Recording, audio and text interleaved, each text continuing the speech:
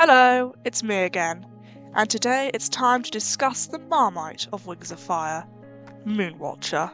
Some love her, some hate her. As for my opinion, Moonwatcher's a decent character who doesn't deserve the grief she gets. So sit back and enjoy this Jade Mountain Speedpaint and Moon Apologetics TED Talk. Before we begin, a few notices. First, sorry if I sound croaky, I've literally had a perpetual cold all winter. Also, we are so close to 2k, let's get there because I have something fun planned. Anyway, that's all I have to say, so let's get back to Moon.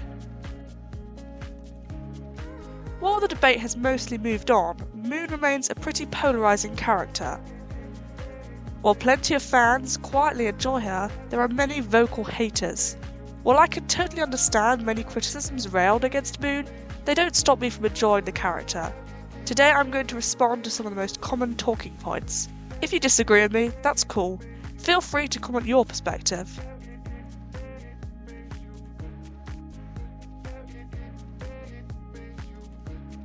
To my knowledge, these are the most common criticisms of Moonwatcher's character. 1. She is way too overpowered. 2. She has no flaws. 3. She never faces consequences. 4. She overcomes her struggles way too quickly. 5. She has two POV characters that obsess over her. While Mary Sue is a fairly archaic term, it perfectly sums up this interpretation of Moon. She's too perfect for her own good. However, in my opinion, most of the previous statements are exaggerations. I'm going to dissect this Nightwing to get to the heart of the issue. Don't get me wrong, Moon is written in a way that makes her easy to criticise, but not in the way you think.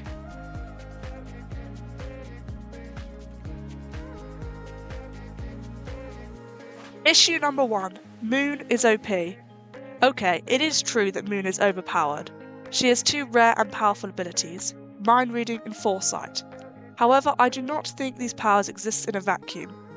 Many members of the Jade Mountain, such as Peril, Turtle and Anemone, are also OP, but while animus magic as a concept is often criticised, most of its owners are not often considered individually to be OP. Additionally, when your villain is the most powerful dragon in the series, plot requires your protagonists to have tricks up their sleeves. Moon's powers exist within a wider story.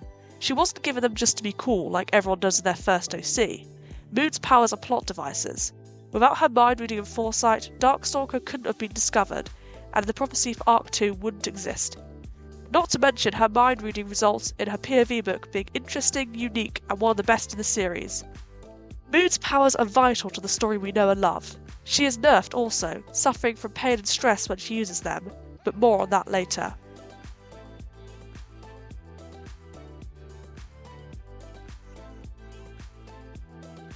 Issue number 2. Moon has no flaws.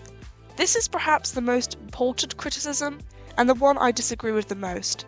It is a widely accepted idea that to have a character that feels like a real person, and not just a plot device, they must have flaws. These are character traits that make the character less perfect or virtuous. They could be weaknesses like anger or greed, or flawed worldviews like naivety or racism. As us human readers all have evil within us, whether we like it or not, flawed characters can be related to, as they also have to engage with this intrinsic darkness. Moon has a few notable character flaws. She can be too trusting, as shown when Darkstalker manipulates her, and in her continued defense of him in books 9 and 10. She also lets fear control her, such as when she is unable to correctly inform the dragons about the History Cave explosion for fear of being found out. These are not moral failings, and perhaps not as obvious flaws as Winter's racism or Peril's tendency to murder everyone, but they are still internal issues that prevent Moon from making the best choices. And this is the crux of my argument here. I would wager that moral failings are not necessary for a well-rounded character that can be related to. Don't get me wrong, morally grey characters are great, and often some of my favourites, but not every character needs to be like this. I think the flaws versus no flaws distinction is better framed as external obstacles and internal obstacles. To have a character that doesn't fall flat, they must wrestle with both throughout the story. An external obstacle would be something like an assassin or a storm, while an internal obstacle would be something like fear or jealousy. And Moon definitely has internal obstacles. When we look for flaws, we are not primarily searching for things that make a character immoral. We are looking for struggles that we can map onto real things we wrestle with. Moon doesn't fail to meet this criteria.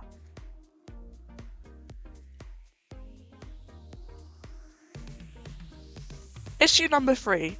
Moon never faces consequences. This is another point I see levied against Moon. To have a flaw, that trait or behaviour must be explicitly condemned by the narrative, or it isn't a flaw, it's just bad behaviour going unchecked. The easiest way to do this is have the character face consequences for their actions. I have seen people say that Moon never faces consequences for her primary mistakes, not properly warning about the History Cave explosion and trusting Darkstalker. But she really does. After the explosion, Winter, Kibley and even Kinkajou lose trust in her and have outbursts of varying aggression. Now, this doesn't last long, but given how quickly the plot progresses, this is likely a limitation of the story. Conflicts are often simplified in books. Moon has much greater consequences after Darkstalker's defeat. Here, the consequence is internal. First, she adopts another flaw. In Book 12, we see she is afraid to trust Luna, having grown suspicion of any dragon who talks of persecution. She overcomes this, but it is very sad that she's adopted this bias. She also has trauma and guilt surrounding Darkstalker. In Book 14, she visibly flinches when he is mentioned. Moon's consequences may not be as obvious, but they are definitely there. She may not have failed morally, but the narrative makes it very clear she has made mistakes.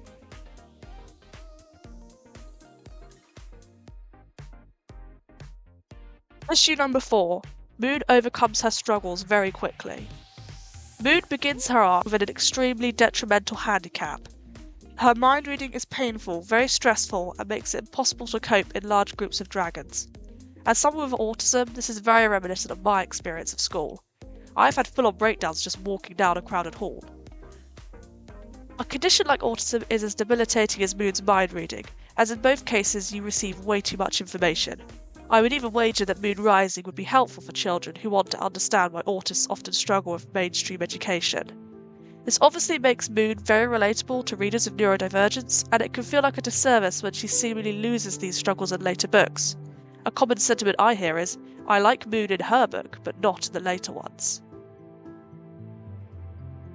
I would like to make 3 counterpoints here.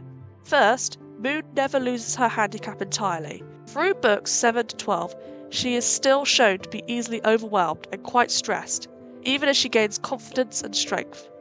Second, such rapid development is likely a limitation of the narrative rather than Moon's character.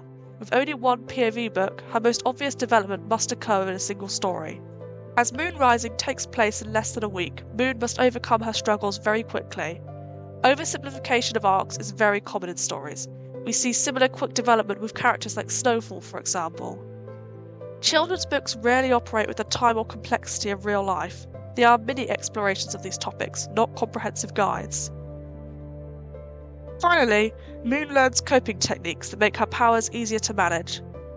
While most interventions take time, and this almost instant fix may seem implausible, there are real-life interventions that can have this effect. In my experience, in some scenarios, interventions like noise-cancelling headphones can eradicate stress completely. Issue number 5. That dang love triangle. This is the criticism of Moon I agree with the most, and it reflects my general take on this topic. Chewie wanted a love triangle in Arc 2. While fans fight over which ship is best, it is almost universally agreed that this choice was meh at best and detrimental to the story at worst. Kibley and Winter's POVs mean that for 2 additional books, Moon is featured extremely prominently and in a very positive light. I think this is why Moon is disliked in the other books. It appears she has no flaws, as she is presented through the eyes of dragons who fancy her. Kibley and Winter's POVs present Moon in an inaccurate light. Without the additional scrutiny the narrative gives her in books 7 and 10, I suspect fans would be less likely to pick her character apart. Ultimately, I think Moon is a victim of narrative circumstance. Most critiques of her come from external story situations, rather than an examination of her character in a vacuum. Moon is trapped in a story, and is shaped by it in ways that do her a disservice, with no more obvious example than that wretched love triangle. Anyways, what do you think of Moon? Do you agree with me? Disagree? Let me know your thoughts. This one was a long time coming, sorry it took so long. Welcome to 2025. I wish you all the power of Wings of Fire.